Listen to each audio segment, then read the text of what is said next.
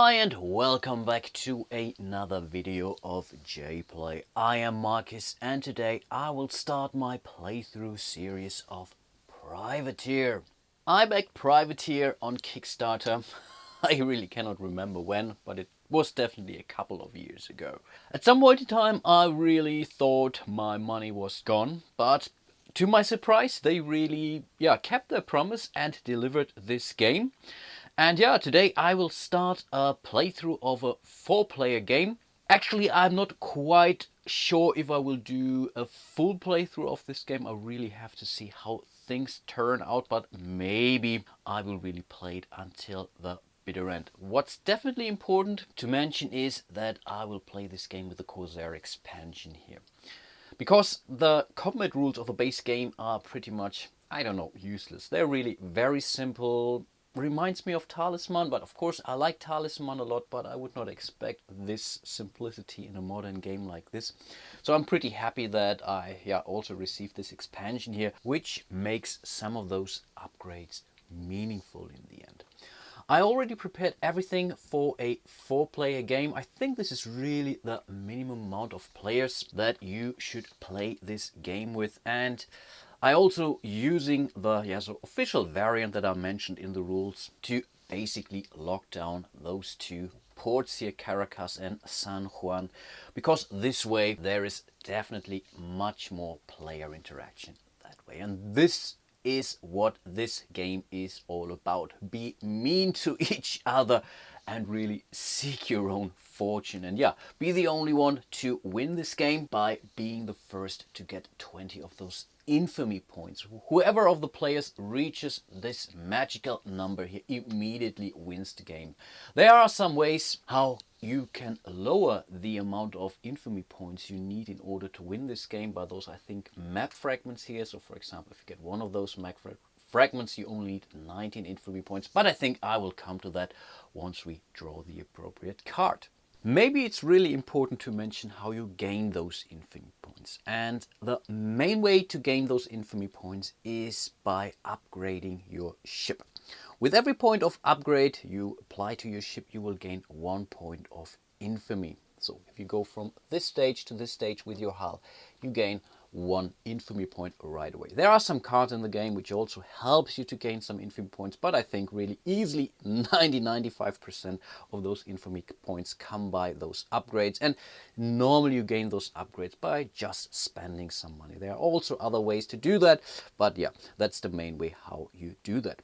I also have chosen the captains for each of the players. Normally you draw 2 of those captain cards and then you pick one of those, and you will never lose this captain. So there's no way that you will be eliminated out of the game. So you will play this captain until the bitter end of this game. Green player is being represented by James Plainton here, and his special ability says after selling cargo, roll the color die, receive 1 cargo of the color rolled for each hull points you have. And he starts the game with 1 upgrade in your sails and 2 upgrades for his hull, which also means we adjust this right away. So he's a little bit faster now. He can sail up to 4 spaces with his movement action, and his hull basically, or his cargo load, is going up to 5. So he can carry up to 5 pieces of cargo, which is a lot. So he's clearly a merchant. As we already upgraded his ship, basically, he also gains the appropriate infamy point. So that's 1 point for his sails and 2 points for the hull upgrade, basically, or his cargo room upgrade. So this is definitely worth something, but of course the other players will be definitely able to catch up with him. Then we have the yellow player, Jean Fleury. He's part of the expansion. You see that here by this saber symbols up here. His special ability says cannot have officers or relics stolen by other players. And this is so powerful, believe me. Has no maximum officers of any type. It's also pretty useful, but of course you have to get more than 1 officer of the same type. But I come to that when we draw those officers. But on the other hand, he starts the game with 1 less upgrade. So he only starts with a crew update and a cannon update. So he basically starts the game with 1 infamy point less than the green player. But nevertheless, mark that down and adjust the infamy track accordingly. Then we have the red player Maria Lindsay. When entering a new port, you may draw 2 bounty cards and play one of them. That's pretty cool, but on the other hand, she also starts the game with only 2 upgrades. 1 to her sails and 1 to her crew. And last but not least, we have the blue player Calypso. Receive a free upgrade whenever a curse card is played by any player. And this happens quite a lot, to be honest. Therefore, she only gets 1 upgrade at the start of the game. So she really hopes for a lot of those curse cards. But of course, let's not forget to adjust the infamy track accordingly. And before I move on, I really should mention that this game comes with a lot of different captains. So this is really awesome. And yeah, I like the variety in choosing your captains. They really all come with a different special ability, with different starting stats and whatnot. This is really, really cool. Each of the players start in their designated harbors or towns, basically. So yellow player here in the yellow port, La Habana. Blue being here in Tortuga, red in Cartagena, and green in Catalina. And those ports have port cards in there, yeah. Port slots here. Those change throughout the game, so whenever you sell stuff there, they get a new card, and so the prices would change entirely, at least in most cases, but I think I come to that in a second. But before we start the game, all the players can spend their starting money of 10 doubloons in order to either upgrade their ship or to buy goods from the port they are currently in. James Plainton here, he's some kind of a trader, so I think he will definitely go for some of those goods. And I think it's definitely worth to buy some of the cinnamon here, because he can get it for 1 gold piece each. Right now his capacity is 5.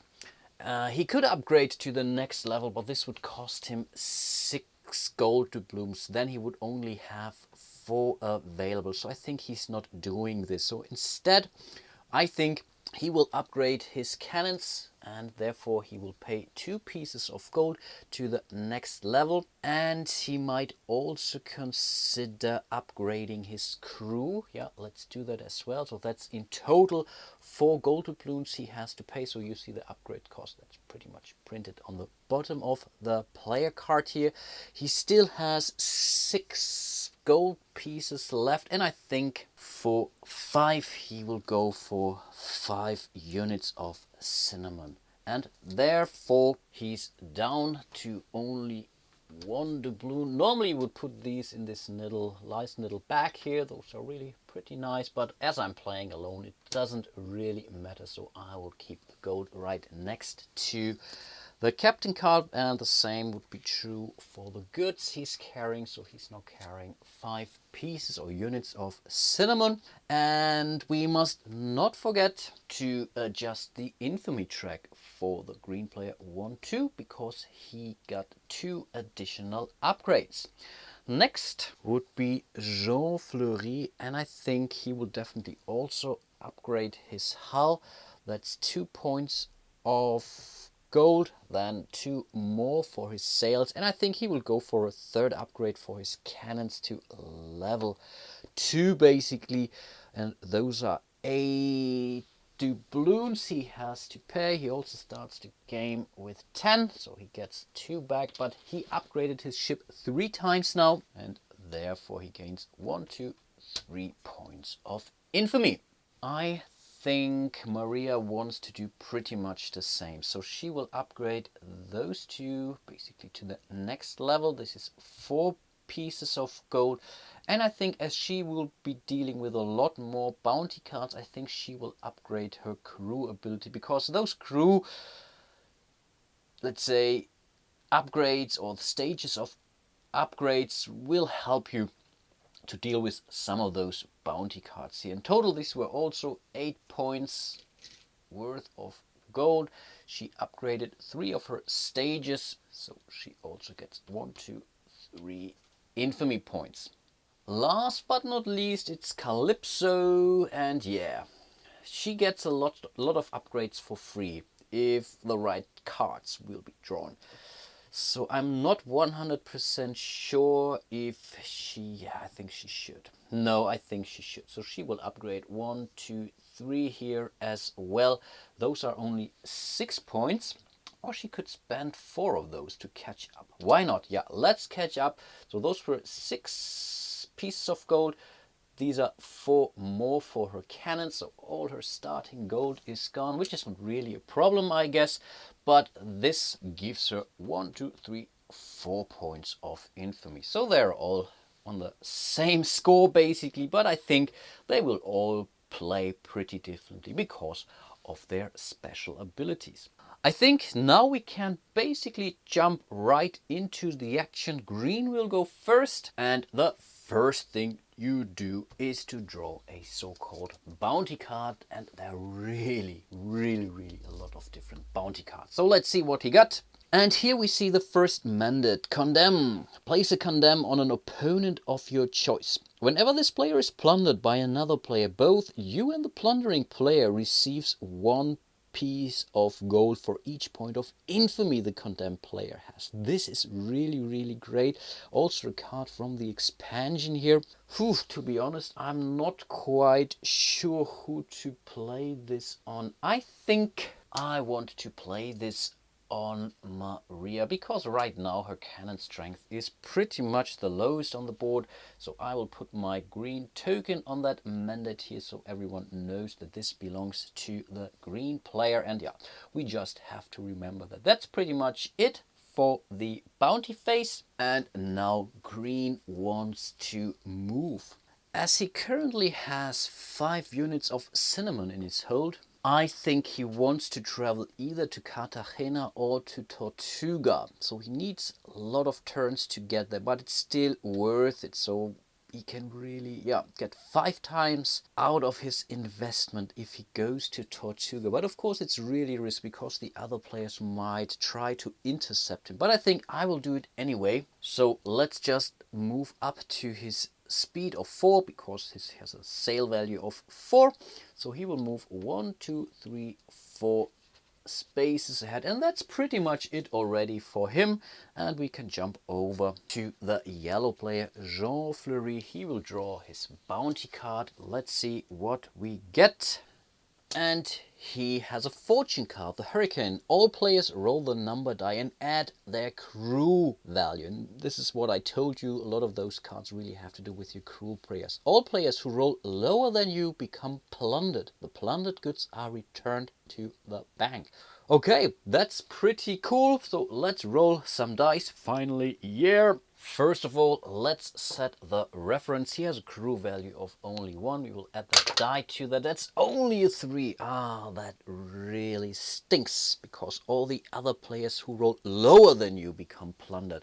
This is right now really only important for the green player basically. So let's go there and check out what he rolls. So he has a crew value of 1. So basically he only needs to roll a 2 or more. Yeah, that's okay. That's not lower than the 3 of the yellow player. So nothing else would happen. We could do the same for the other players, but because they are still in their home ports, basically their starting ports, and they don't carry any cargo whatsoever. In theory, they had to place their anchor token on top of that, but to be honest, I really find that rather unthematic, so I will not do the roll for the blue or the red player. Now yellow has or can move, and definitely he will do that, and I think he will move closer to this merchant ship down there. He has a speed of 4 as well. Yeah, 1, 2, 3, and 4. Keep in mind you can never move diagonally. And then it's Maria Lindsay. Let's deal with her bounty phase. So here's her bounty card, and what do we have here?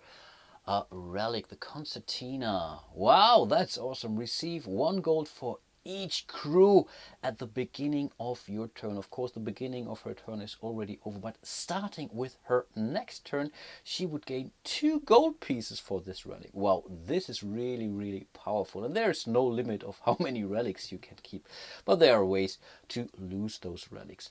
This was really a great draw for Maria, and in theory she could try to intercept the green player, but they have both the same speed, so not sure if she will be able to catch him, to be honest. So I think she will also go after maybe this merchant there. So 1, 2, 3 and 4. Those merchants are all the same number of spaces away from those ports. So this is really balancing. Well done. And that's already the turn of the red player. Last but not least, we have Calypso, who is still here in Tortuga. Let's see what card she gets. Another relic. Awesome. The sea chart. You may add your crewman value to your hull to determine your cargo capacity. Your maximum cargo capacity is 9. Whew, that's pretty handy, to be honest. Awesome.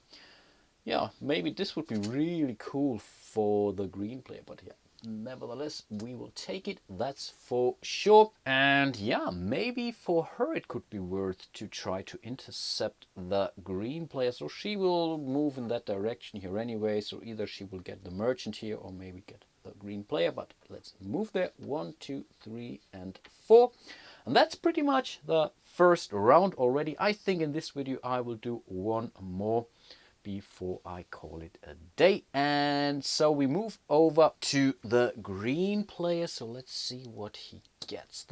Another fortune card. Favorable winds. You may choose a new wind direction. Yeah, I think this is awesome for him because right now we have pretty much neutral wind, I guess. So I'm really thinking, should I go there? Now I think I will make it below east. This means whenever I'm moving towards east now, I can move twice for at each movement points I have. So that's really not that bad. And I think I will do that right now. So first of all, I will move 1, 2, 3 spaces up. That's normal movement. And then I will spend my last movement point to move 2 points towards the eastern part. This is now really a problem for the blue player because if he wants to sail against the wind, he has to spend 2 movement points in order to move 1 space. So he will definitely not make it and intercepting the green player here, which is definitely important for green. Perfect card, but he might really try to go after this merchant there anyway. But that's already it for the green player. Let's move over to Jean Fleury. Here is his card. Oh, that's an officer. That's perfect for him. That's a boatswain. Increase your crew track by 1. Awesome.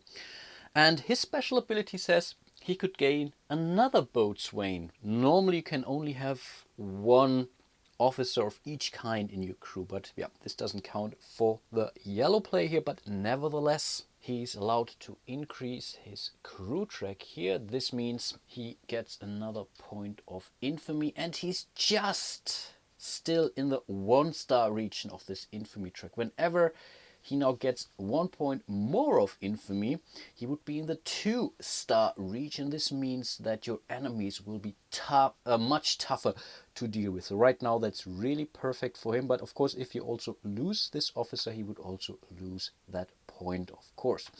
Now I think he will just move towards this merchant here. 1, 2 spaces. He will end his movement and will try to take over an enemy ship, pretty much a merchant or so. So let's draw the appropriate ship card from the ship deck. And here he found a bark. Right now he's still in the 1-star section, so those values do apply. So you see for yourself, if he would be in the next section, this bark would be much tougher to deal with, and the same would be true for the right hand slot here. But again, keep in mind, this is already part of the expansions. In the base game, normally those ship cards look like this. Very simple, only one value. You would roll a die, you would add your value on top of this, and yeah, whoever has the higher result would win. But of course, we are not playing it this way. We will really go for the more advanced rules here, so all the other stats do also apply or count here. And I really like that a lot. Okay, so now it's time to assign those damage tokens. Jofflery, or the hull of Jofflery, is 4, so he gains 4 of those damage tokens here. So this is how many points he can take before he's plundered, basically. The same is true for the bark, which also has 1, 2, 3, and 4 points worth of hull strength. And now we come into the first round of combat, and now we check how many cannons each of the players have. So, well, the player and the defending ship. Jean-Fleury upgraded his ship to 2 cannons, so he would be allowed to roll 2 dice, whereas the bark only has 1 die here. And then the player who has more cannons than the other player will start the combat, so will shoot first on a tie. It's always the attacker. He will roll his 2 dice.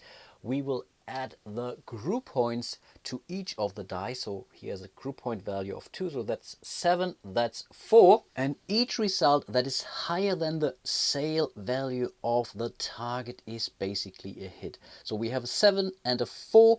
The sail value of the bark is a 5, so we inflicted 1 hit. Awesome, good job. But now it's the bark to fire back.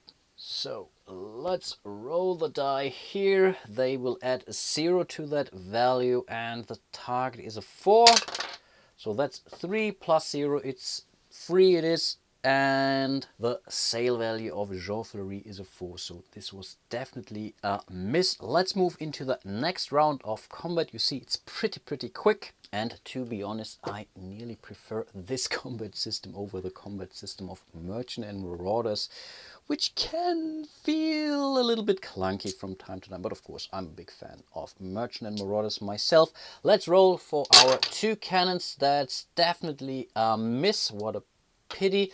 Then it's the bark. Let's roll for it. That's a 6. Definitely a hit. Wow, that really sucks. But right now, that's still okay. Let's continue shooting. Let's take the red die out. Let's roll our 2 cannons. I think we need at least a 4. Yeah, 4 it is. Okay, this is another hit. Awesome. Oh, that's a 4.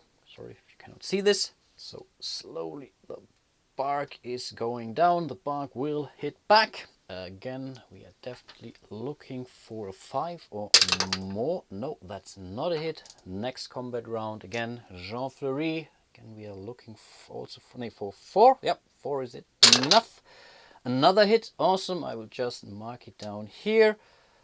Let's have the bark hit back. 5. That's also another hit. Wow, this really starts to hurt. But in theory, he only needs 1 more hit, and as he is the attacker, he will be able to sink or plunder the other ship sooner than he might get plundered. So combat here is definitely not simultaneously. So let's roll 2 more dice and hope for a 4 or better. Awesome, there it is. Ship is taken. Perfect. And now we check what loot value we have. That's a 3. Let's roll the color die. I would refer to it as the loot die here, and we get 3 times of this. So these are pretty much 3 units of fruit, which we take from the common display here. I think from all of those are 10 items in the deck, or 10 of those cargo cards are available, but yeah, which pretty much means there are still 7 units of fruit available. The damage stays for now, which is really important. He gets rid of it, or he will auto repair once he enters a port, so other players could now take advantage of his damaged ship and try to intercept it on their own. on their turn, but I think right now that's not really a problem. But this was the turn of the yellow player. Let's move over to Maria, who gets 2 pieces of gold at the start of her turn because of the concertina she has. So she really must have a pretty happy crew. So this is really great, that's for sure. And then she would draw her bounty card. Let's see, another officer, quartermaster. Increase your hull track by 1. That's not too bad. We will certainly take this, and we'll increase the track here. So she would now have 5 damage points, and this is definitely something. And of course she also gets 1 point of infamy. Not that bad. I think she will spend 1 movement point moving up and then 2 movement points sailing against the wind pretty much. So she still has 1 more point left, but I think she will stay here. She wants to take over that merchant ship. Let's draw the card. Let's see what we get. A galleon. Okay, it's pretty slow, so easy to get, but of course, yeah, they do have some defenses here. They have 3 cannons, which is quite a lot, and also 5 points of fall, but they also have 4 points worth of goods with them. So yeah, I think this will be definitely an interesting combat. So let's prepare the battlefield. They have a hull value of 5. They have 3 cannons, so they will definitely shoot first. Yeah, Maria only has 1 cannon. That will be a problem. And they also got a crew point, so they also hit on a... when they roll a 4, because 4 plus 1 is 5, and the sail value of Maria is a 4. So yeah, that's definitely a problem. They're not that fast, so Maria will be able to hit them pretty easily on a 2 basically, because the crew value is 2, that's 4. And yeah, let's start rolling some dice. As mentioned, the galleon will shoot first because they have more cannons than Maria. So I put her hull points right next to her character card. So let's see what the galleon will roll. Those are... oh no, this is 1 hit. It's okay, I guess. And now Maria will be able to fire back with only 1 die, but keep in mind she only needs to roll it 2. Yep, that's definitely good enough. Not a bad start, not a bad start. Yeah, let's roll for the galleon again. Next round of combat, everything is fine. That hurts. Those are 2 more hits on Maria Lindsay. In theory, she could try to flee, but right now she really has nothing to lose. Or she has nothing to lose. So yeah, let's try it. Basically, let's go for it. Another hit. Bad, not bad. Next round of combat. Oops, galleon will shoot. Bam, bam. And yeah, here she is clearly down. What happens next? We roll the loot die and determine where she will be sent. So she's now counted as being plundered. So let's see, that's the green port. So she will go right into Catalina. We will place the anchor token here. Now she would be allowed to buy stuff. That's be allowed when you're being plundered, but you can only buy goods. Not sure if she wants to do that right now. Of course, she will be totally repaired. I will do that off camera. And this anchor token pretty much means that she will not be allowed to buy upgrades there or to sell stuff. First of all, she has to sail into a new harbor, then the anchor token will be placed there. This should pretty much make sure that you don't whatever buy stuff in a port, sail out, come back in, and then yeah, buy the stuff back, sell the stuff back to the port. So you really always have to go to a different port, and this definitely makes sense. We should not forget the condemn mandate card, but of course condemn only triggers when this player is plundered by another player. So not by whatever this merchant ship or the galleon here, which will be discarded by the way. And yeah, whenever you go to a next merchant slot, you draw a new card. We should also not forget her special ability, which says when entering a new port you may draw 2 bounty cards and play 1 of them. Here I'm not 100% sure, to be honest, but she was not really voluntarily entering that port, to be honest. So I might be wrong here.